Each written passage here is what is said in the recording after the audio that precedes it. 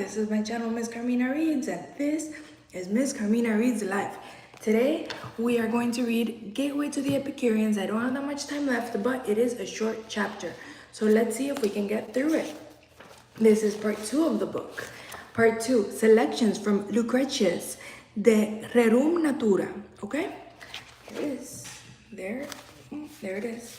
Whatever. You see it. You see it. And I'll put it in the description. This is book 1, Roman numeral 1, dot 265-328. And it says in italics, Lucretius addresses the potential objection that atoms cannot be seen, meaning it is impossible to verify their existence directly through sense perception. And this is the actual text says. So then, though I've made it clear that nothing can be called forth out of nothing, and that likewise nothing can be recalled to non-existence, still perhaps this doubt will start to give you pause at what I say. The rudiments of things cannot be seen, but keep in mind that many other objects, parentheses 270, which we must admit as being real despite the fact that they're invisible. First, wind, which when whipped up exerts a force that can collide and meet with other bodies, sending huge ships slipping through the waves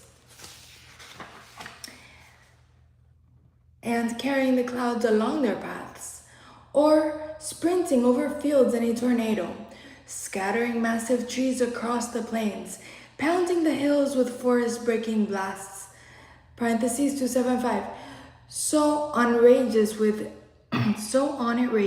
its bitter shrieks and eerie moans across the dark sea's face.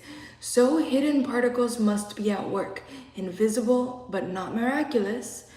Over the sea and earth, among the clouds, they sweep and eddy, whipping without warning, parentheses 280, into a whirlwind wreaking further havoc. So water too is carried gently on in streams when suddenly a river surges, swollen to bursting by heavy rains, that gushes from the distant mountain peaks to toss aside the woods and grooves in splinters. Parentheses 285. Not even sturdy bridges can withstand the sudden strength of rushing water, so the river rushes in, bulked by rain, with the full power of the roaring flood, dispensing mayhem everywhere it goes, rolling huge boulders underneath its streams, tossing aside whatever blocks its path. Parentheses 290. The winds and breezes must be buoyed onward just like rivers. They come rolling down, as rivers do, gathering strength and route, pushing things forward as they barrel on in gusty blasts, or snatching up debris to wrap them in a whirlwind's breakneck torque.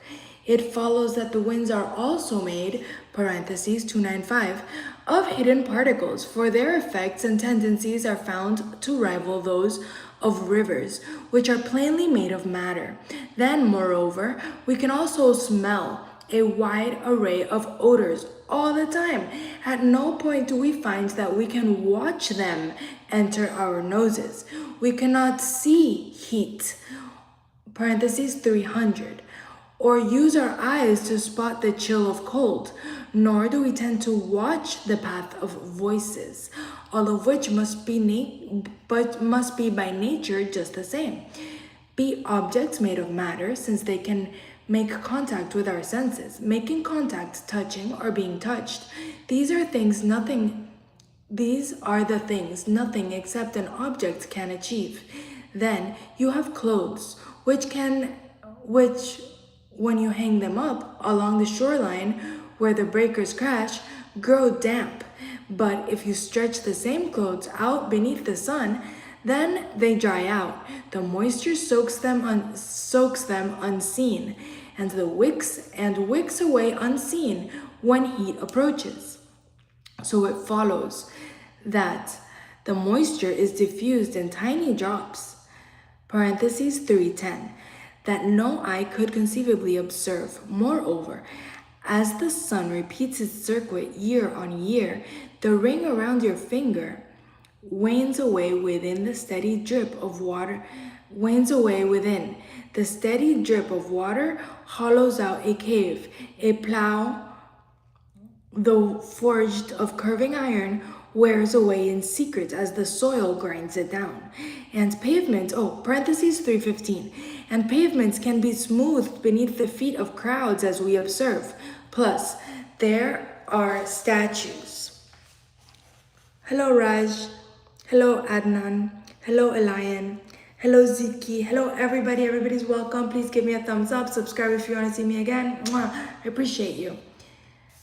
Let me see.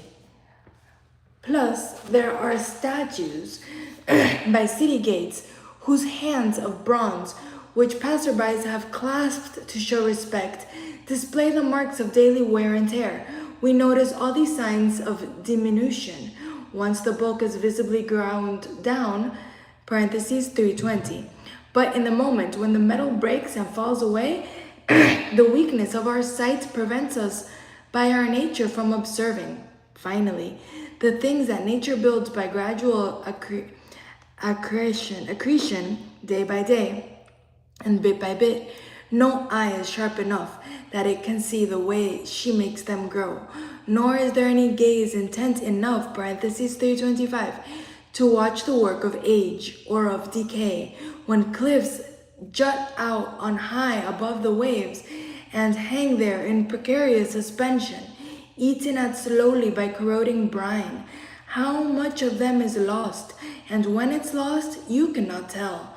The works that nature does, she does with matter that cannot be seen. We got it. We got it. And tomorrow I'll read the next one. Thank you for joining me, everybody. Please give me a thumbs up, subscribe to my channel, and any other type of support I would greatly appreciate. But more than anything, I would like y'all to join me in the live or in the replay. You're welcome. I'm in California. I go live from 12 to 1 my time every weekday. And sometimes I go live later on in the day and on the weekends, kind of randomly.